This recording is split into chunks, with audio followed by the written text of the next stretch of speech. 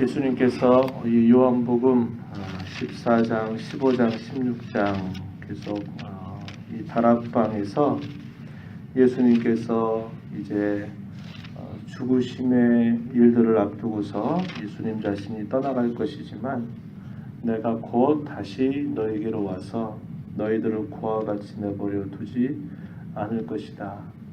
내가 이 땅에 와서 너희에게 보혜사와 같이 그들을 인도했는데 또 다른 보혜사가 너희에게로 와서 너희를 진리 가운데로 인도하실 것이다.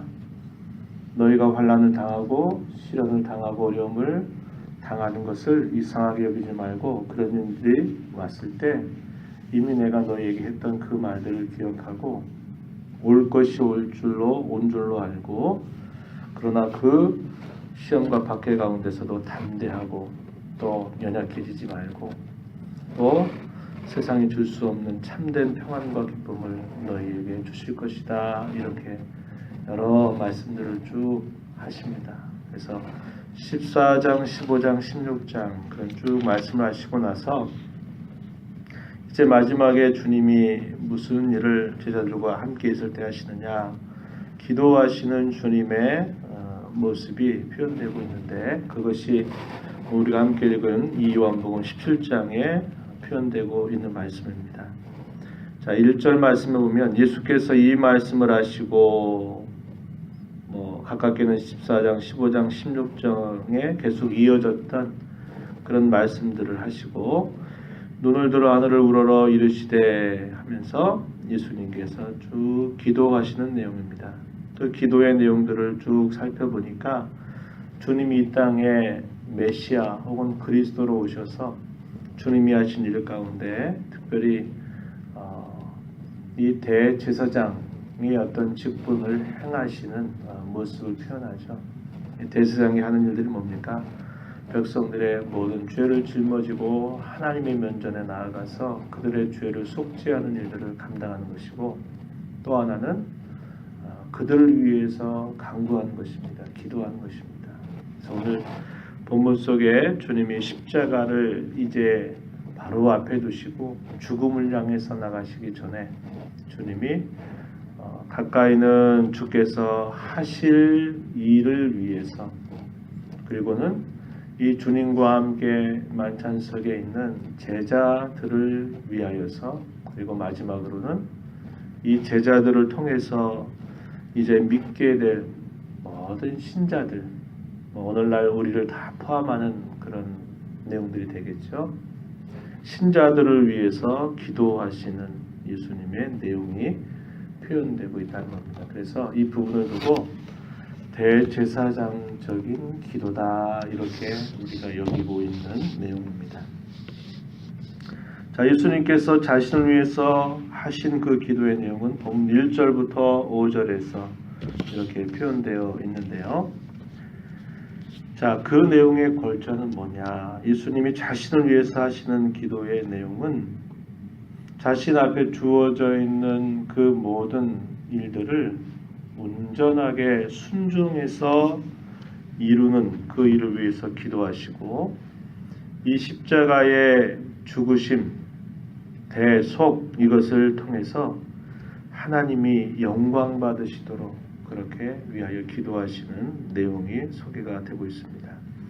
자, 본문 1절에 가서 보면 아버지여 때가 이르러 싸우니 여기서 요한복음에서 항상 때가 이르렀다는 것은 그리스도의 십자가의 사건을 항상 의미하고 있는 그런 말이다 그랬습니다. 때가 이르러 싸우니 아들을 영화롭게 하사 아들로 아버지를 영화롭게 하게 하옵소서.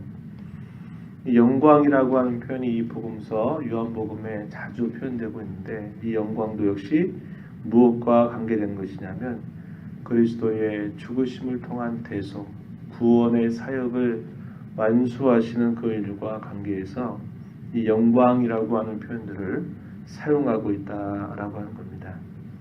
우리들에게 어떤 영광을 생각합니까? 고난이 없는 영광, 또 그야말로 아무런 그런 아픔이나 슬픔이나 아무런 상처 없는 그 그런 영광을 항상 우리는 상상하지만 여기서 주께서 늘 표현하시는 이 표현들은 주님 자신이 하늘의 미랄처럼 온 백성들의 죄를 짊어지고 죽으시는 그 죽음을 통해서 그들을 온전히 구원하시게 될 그 일들을 이렇게 다 두면서 영광이라고 표현한다는 겁니다. 그래서 주께서 우리에게 말씀하신 영광은 고난이 없고 그리고 무조건 잘 되고 좋고 하는 그런 영광을 뜻하는 게 아니고 바로 이 고난과 죽으심을 통해서 이루실 그 일들을 두고 영광이라고 하는 표현들을 사용하는 겁니다. 다른 서신서들을 통해서 보면 뭐라고 그랬어요? 고난이 없으면 우리에게 참된 영광도 없다라고 말씀하는 그런 표현들을 우리가 기억하는 것이죠. 주님은 저와 여러분 보잘것없는 그러한 저와 여러분을 위해서 행하실 그 일들을 두고 항상 영광이라고 하는 표현들을 사용하고 계심을 보는 것을 우리가 기억하게 되는 거죠. 자, 이렇게 주께서 기도하시고 계속 이어서 영생을 주게 하시려고 만민을 다스리는 권세를 아들에게 주셨다라고 고백하면서 그 영생이 뭐냐? 3절 말씀에 유일하신 참 하나님, 또 하나님께서 보내신 자 예수 그리스도를 아는 것, 이것이야말로 영생이라고 표현하고 있습니다. 역시 여기 안다라고 말할 때 우리가 늘 이렇게 사용하는 오늘날 보통 안다라고 말하는 것과는 좀 다른 의미다 늘 그랬어요.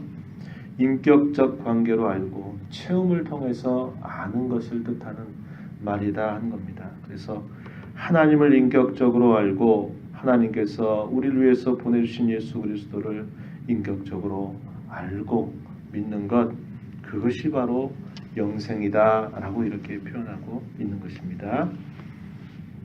자, 그러면서 계속적으로 주님이 기도하시는 그 내용들이 바로 이제 다음에 이어서 하시는 말씀이 이제 6절부터 19절 내용에 보면요, 제자들을 위해서 예수님께서 기도하시는 내용이 소개가 됩니다.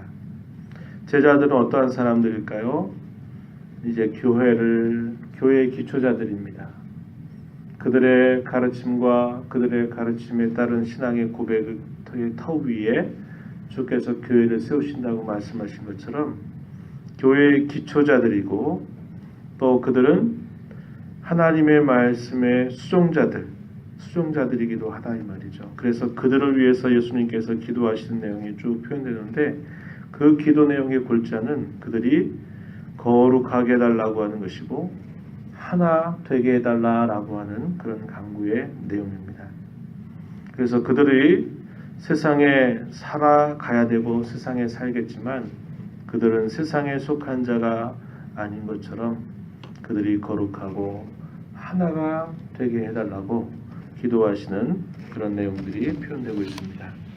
자, 오늘 읽은 말씀 중에 본문 6절 한번 보시죠.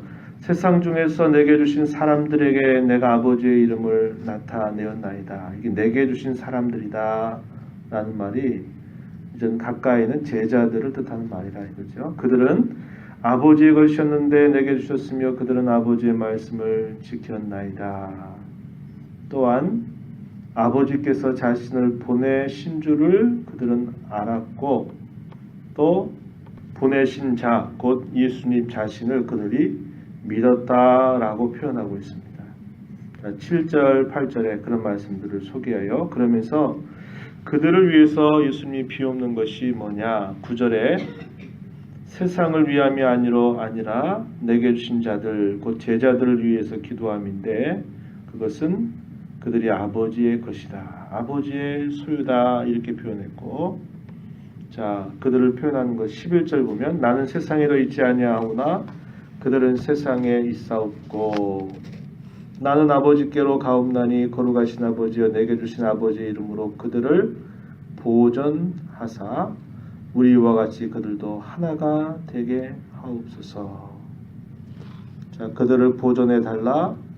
자, 아버지와 아들이 하나이신 것처럼 그들 모두가 다 하나가 되게 해달라고 기도하고 계십니다. 그래서 한편으로는 그들이 세상 가운데 살면서 당하게 될 많은 시련과 박해들 속에서 하나님께서 그들을 보존하시는 일과 그들이 하나가 되어서 주께서 그들에게 맡겨주신 사명을 잘 감당하는 일들을 위해서 우리 주님께서 기도하시고 또 그들에게 주님이 주시는 그 기쁨이 그들 가운데 충만하게 해달라고 역시 간구하시는 내용이 소개됩니다. 13절 보면 지금 내가 아버지께로 가오니 내가 세상에서 이 말을 하옵는 것은 그들로 내 기쁨을 그들 안에 충만히 가지게 하려 함이니이다. 이렇게 표현했어요. 자, 이 기쁨은 우리가 앞에 살폈던 것처럼 그냥 세상 가운데 느끼는 그런 즐거움이나 기쁨을 뜻하는 것이 아니고 어떤 역경과 시련을 다 초월하고 주님만이 주시는 그런 기쁨이 그들 가운데 충만하게 해달라고 간구하시는 그런 내용이다 하는 겁니다. 자, 그러면서 또한 15절 가서 보면 그들로 악에 빠지지 않게 해달라고 주님께서 기도하셔요. 내가 비옵는 것은 그들을 세상에서 데려가시기를 위함이 아니요 다만 악에 빠지지 않게 보존하시기를 위함입니다. 그리고 마지막으로 주님이 더 기도하신 내용은 그들을 진리로 거룩하게 해달라고 기도하시는 내용입니다. 17절 그들을 진리로 거룩하게 하옵소서. 19절에 그들도 진리로 거룩함을 얻게 하려 함이니이다. 이렇게 표현하고 있습니다. 그리고 나머지 부분은 그들로 인해서 믿게 될 사람들 모든 신자들을 이제 위에서 기도하신 내용인데 그 내용이 20절부터 마지막 절까지 소개됩니다. 내가 비옵는 것은 이 사람들만 위함이 아니요 또 그들의 말로 말미암아 나를 믿는 사람들도 위함이다. 이렇게 말씀하시고 이들을 위해서 기도하는 내용은 그들로 하여금 믿게 해달라는 겁니다. 믿음을 신앙을 갖게 해달라는 것이고 또 하나는 그들이 신앙을 가질 뿐만 아니라 그들도 역시 다 하나가 되게 해달라고 기도하시는 그런 내용이 소개가 되고 있어요. 자, 21절에 아버지여 아버지께서 내 안에 내가 아버지 안에 있는 것 같이 그들도 다 하나가 되어 우리 안에 있게 하사 세상으로 아버지께서 나를 보내신 것을 믿게 하옵소서. 믿게 해달라고 기도하죠. 22절에 우리가 하나가 된 것 같이 그들도 하나가 되게 하려 함이니이다. 23절에서도 자 그들로 온전함을 이루어 하나가 되게 하려 함은 이렇게 하면서 표현하고 있고요. 그래서 주님이 기도하시는 그런 모든 기도의 내용들이 오늘 본문 속에서 쭉 확인되고 있는 것은 온 신자들이 믿음으로 하나가 되게 해달라라는 믿게 될 자들 그들이 믿음으로 하나가 되게 해달라라고 예수님께서 간구하시는 것이고 하나님의 말씀을 맡아서 그 말씀으로 교회를 세워가는 그런 사도들을 향해서도 역시 그들을 보호해달라고 하는 것과 더불어 그들이 하나가 되게 해달라고 간구하는 그런 주님의 간구의 내용들을 우리가 보게 되는 겁니다. 그래서 주님은 자신을 위해서 제자들을 위해서 온 믿게 될 신자들을 위해서 기도하시면서 이 기도를 마치시고 이제 십자가를 향해서 나아가시는 주님의 모습을 우리가 보게 되는 것이죠. 자, 주님은 이렇게 간곡하게 기도하셨어요. 주님 자신이 무엇을 위해서 이 땅에 오셨는지, 무엇을 완수하셔야 될지를 잊지 아니하고 오직 주님이 자신에게 허락하신 이 십자가를 향한 온전한 순종을 통해서 하나님의 영광이 드러나는 이를 위해서 간구하셨고 제자들과 이제 온 교회 믿게 될 신자들을 위해서 기도하신 것들은 그들이 거룩한 자가 되게 해달라고 하나가 되게 해달라고 신앙으로 그들이 믿고 역시 하나가 되게 해달라고 기도하는 그런 내용들을 쭉 소개하고 있는 것이죠. 그래서 주님 우리에게 원하시는 것 중에 아주 우리에게 원하시는 것 그게 분명하게 말씀하신 것 그게 뭐냐 하나 됩니다 이 말입니다. 진리 안에서 하나가 되고 신앙 안에서 하나가 되는 것,